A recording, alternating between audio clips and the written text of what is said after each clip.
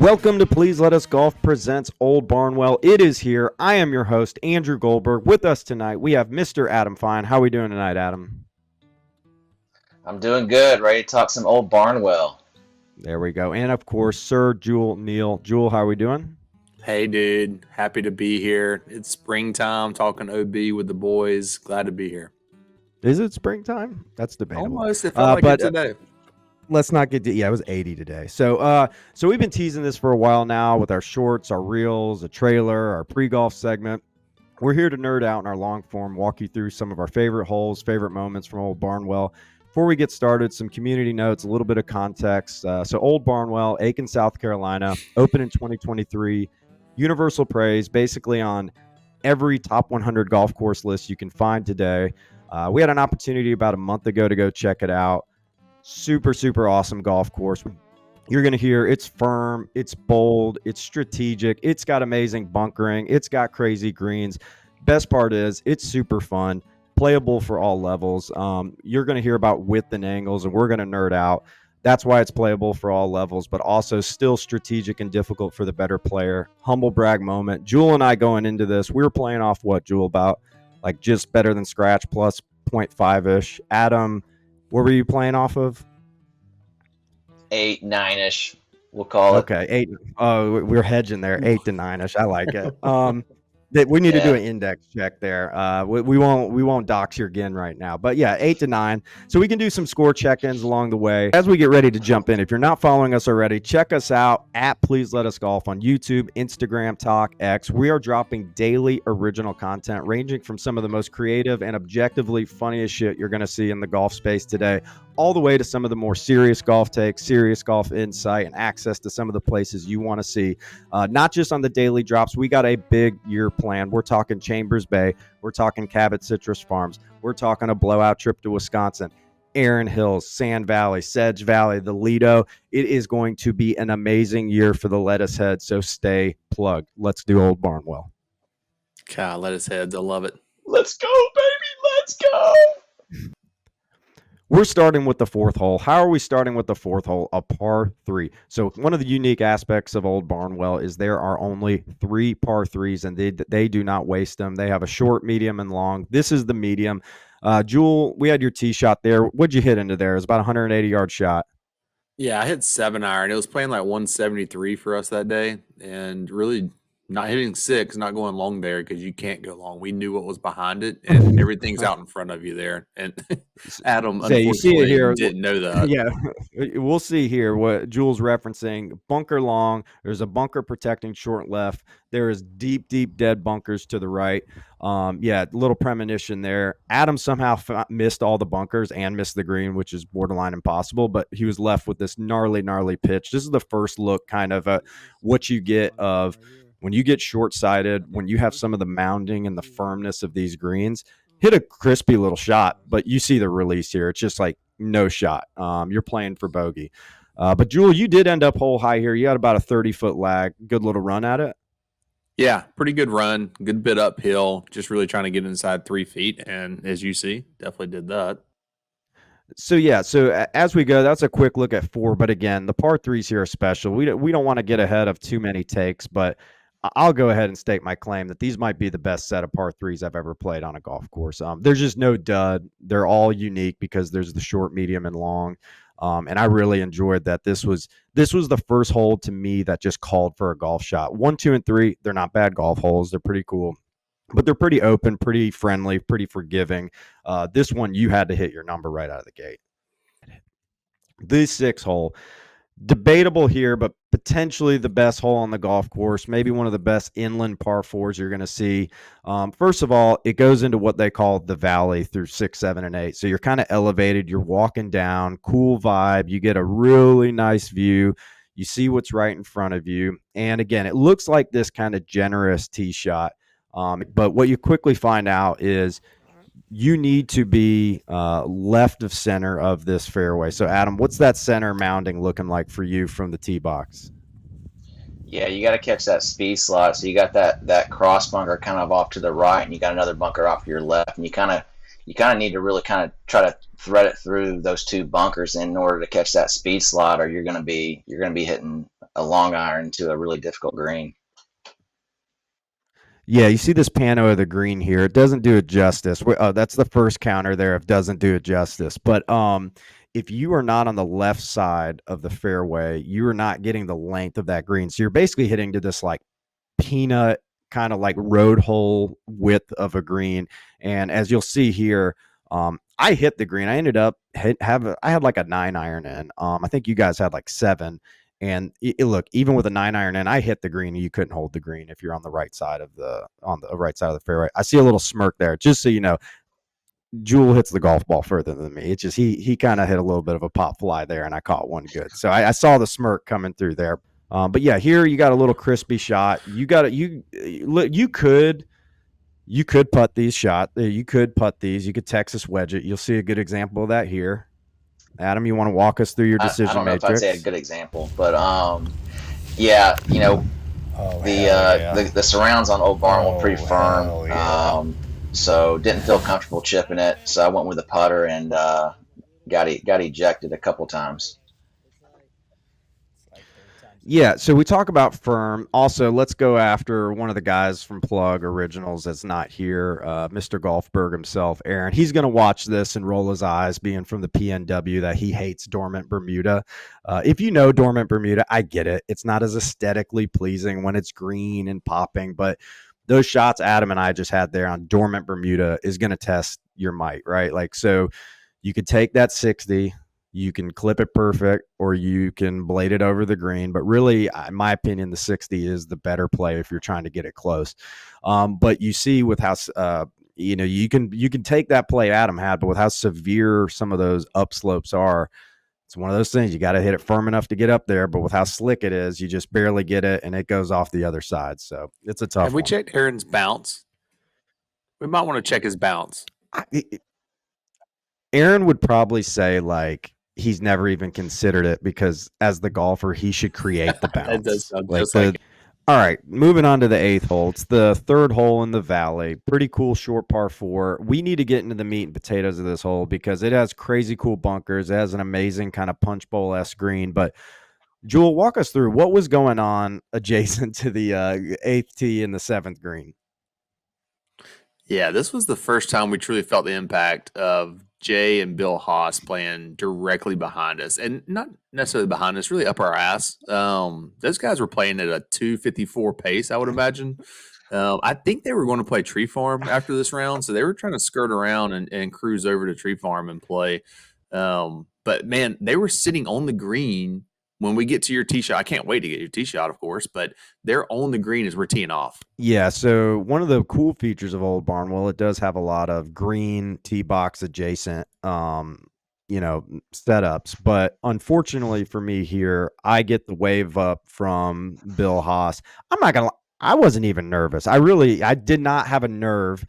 And even under my breath, I wish I was Mike because I think I told myself I'm going to really step on this one. So as you can see the target line here, it's pretty open fairway too. But let's just listen in. Maybe we need to shut up for about 20 seconds here, guys.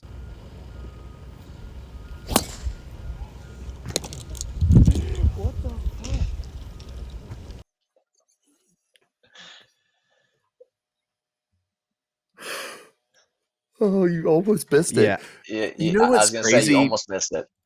If you look back at you like standing over the ball, you're super tense. Like you were trying to step on it. You wanted to show Jay and Bill, like, hey guys, I know y'all done it a time or two. I've got some game though. Well, I think too, this is a good time to do a score check. So yeah, my ego is like, I'm gonna really step on one for Jay Haas here. By the way, nicest dude in the world.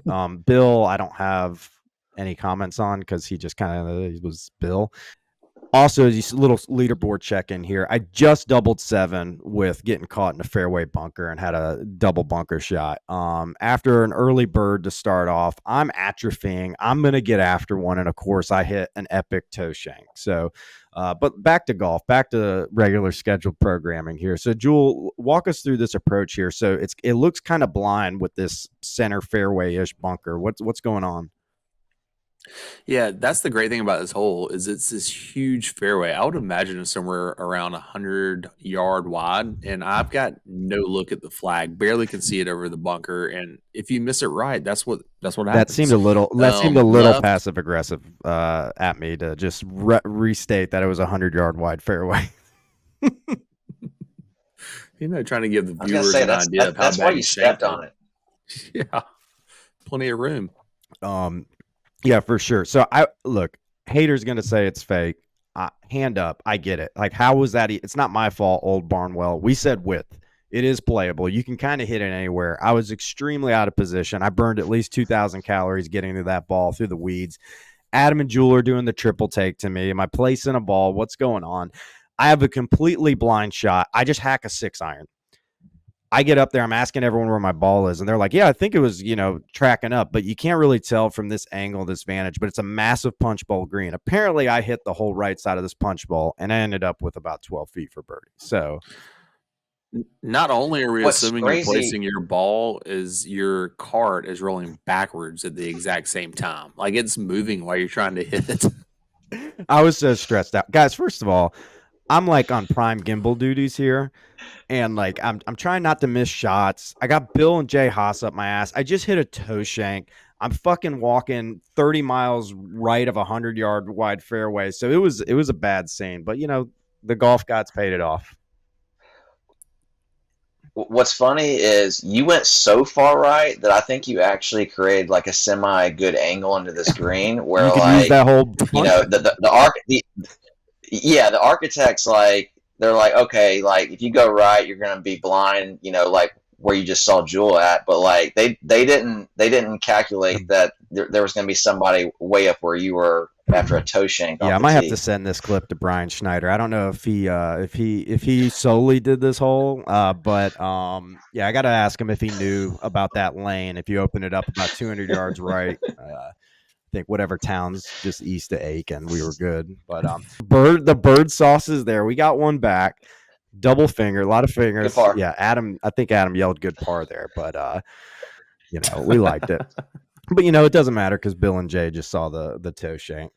So, hey, one other great thing about that hole, it was the second hole that I felt like the fairway really tried to make you feel like you could hit it anywhere, and you couldn't. You had to have an angle into that green unless you hit it off planet Earth. We try to ease you into the golf sicko lingo, but what Jewel is describing there is width and angles 101. So, yeah, you can spray it anywhere, and that's why it's fun and playable for everyone. But if you are not on the proper side of these fairways with how the design works, how the entry points into the greens, how the mounding works, how the runoffs work, where those penal bunkers are, it really is problematic if you're not on the right spots. All right, so going into the second par 3 here, number 11. So this is the long, right? This is the long par 3. It's 230 on the card. We played it like 205 that day. Still just it is an epic green site. Like just for an inland longish par 3, you got a cool kind of elevated tee box. It's got these bunkers that are just telling you do not go left. But before we get in the hole here, Jewel, can you walk us through a little bit what's going on here? It's just a pre-shot routine, bro. I mean, you can't look a little heavy, but I got a feel for it. I knew that I didn't want to get that deep.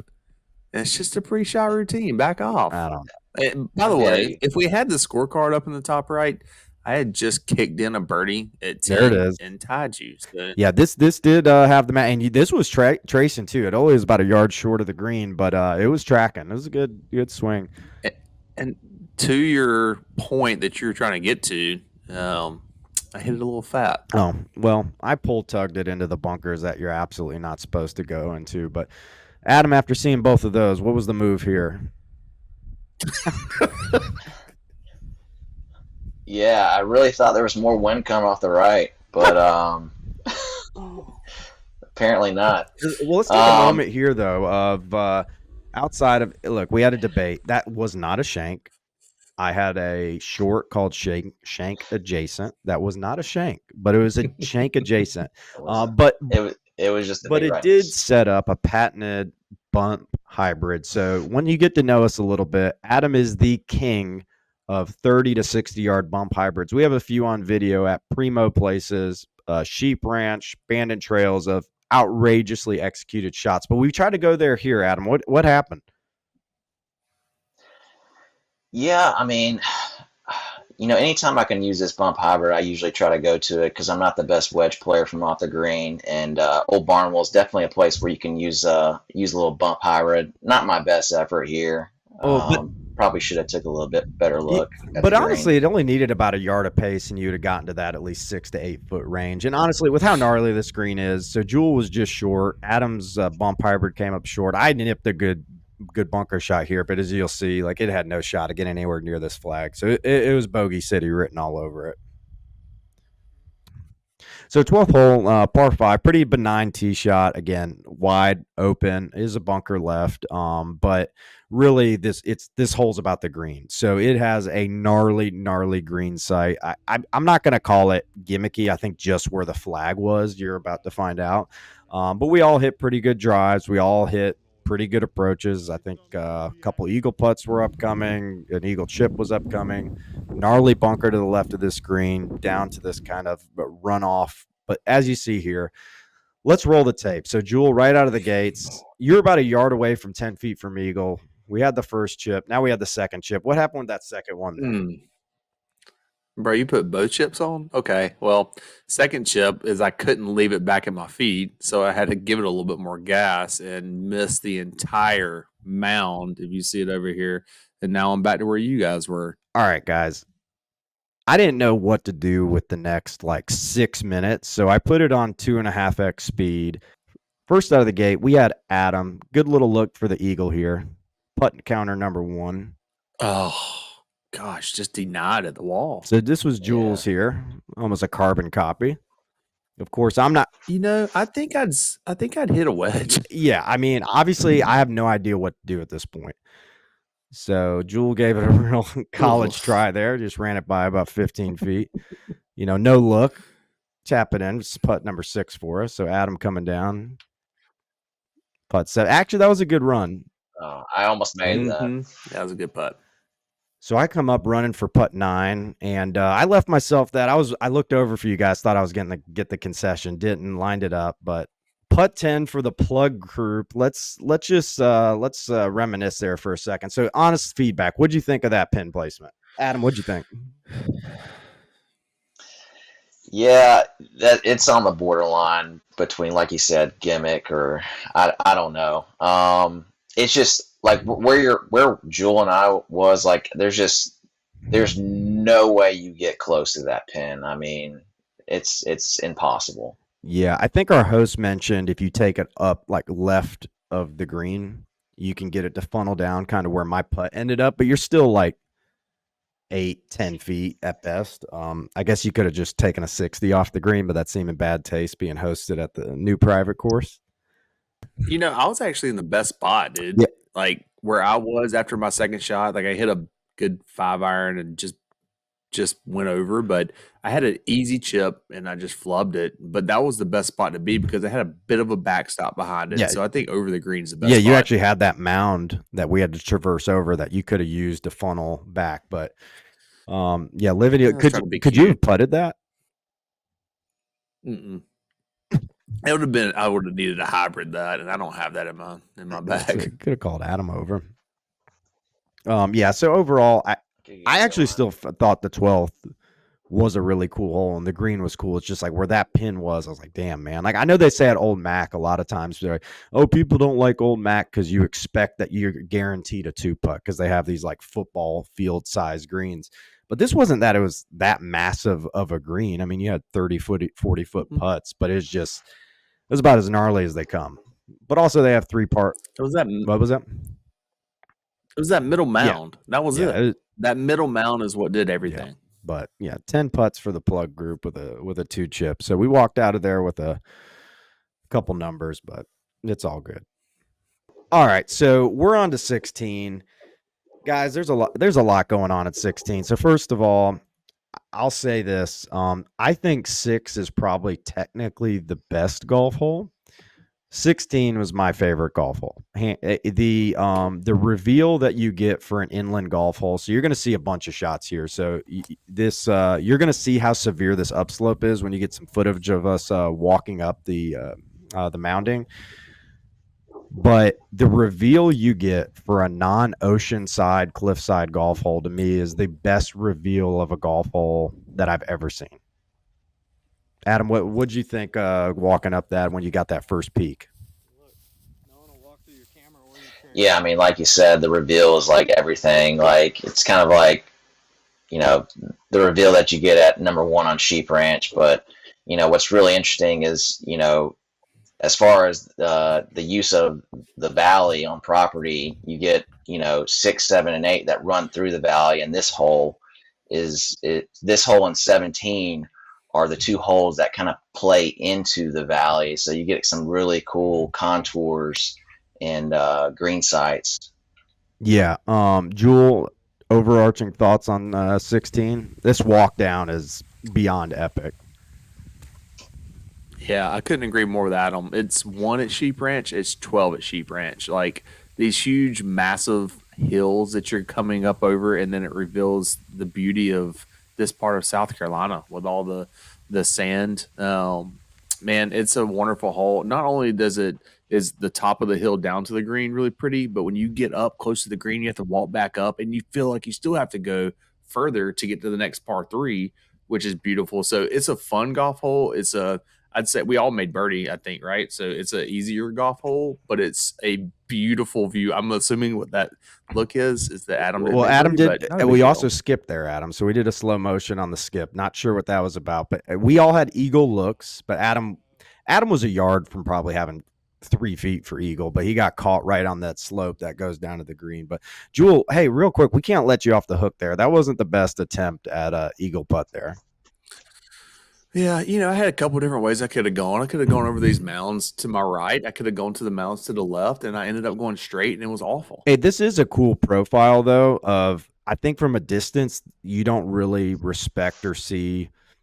The green looks subtle compared to some other greens, but you could see here how much that knob affects. Like even on your putt, from our vantage behind the hole, it just seems like it's kind of going straight downhill and maybe moving a little left. But when you see it from this vantage of the hole, I mean, you really see how much that would have an influence on any putt or any chip. But I had a good little look at. A good little look at eagle here, guys. I had a 5 wood in. I had 242. Absolutely nutted it. Obviously, like I do, have dying pace and never really have a chance to make an important putt. But easy tapping birds are always welcome. And oh, by the way, on the tracker here, +1, that just got me back to the even spot. Jewel, this is a big putt. You're at 3 over here. 7 feet birdie. Yeah, I needed this one pretty bad. Just 2 birdies in the last 3 holes here to get me back to +2. But if Jay and Bill would have been behind us, I would have taken like 10 balls from where I was and going off this slope to our right and to the left, and just had a good time putting back to this hole. A lot of nuances. Oh, for sure. Adam, for the tweeter, for the. Yeah, that's why I gave you the look earlier, Jewel, because I knew Adam left one there, but he played the hole well. Thanks, Jewel. That's my bad, dog. So before we roll on into 17, any closing thoughts on 16? Am I overstating? Generally, let's go for some takes here. Again, I'm going to net out that I think 6 is probably technically the best golf hole, but 16 was my favorite.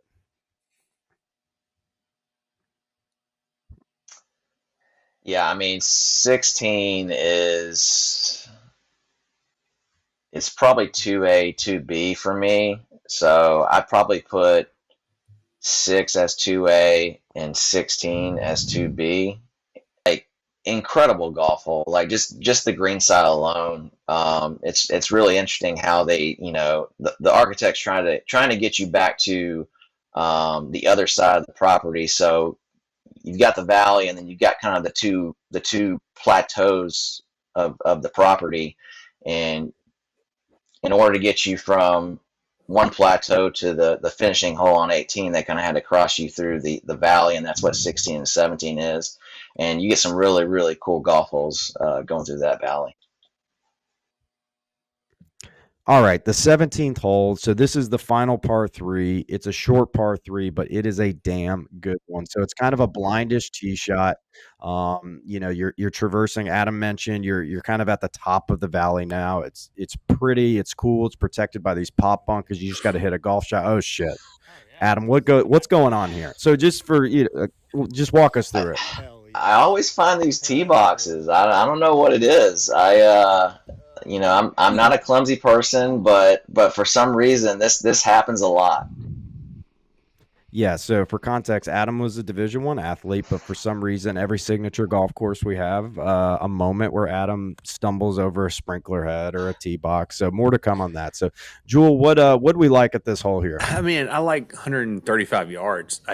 But so, Jewel, you mentioned you like the 135-yard shot, but what I will say, it's not a cupcake 135-yard shot because you see this pano here. It is kind of this like bold green with this massive runoff left, a pop bunker short right, and I love it because you just got to hit a golf shot.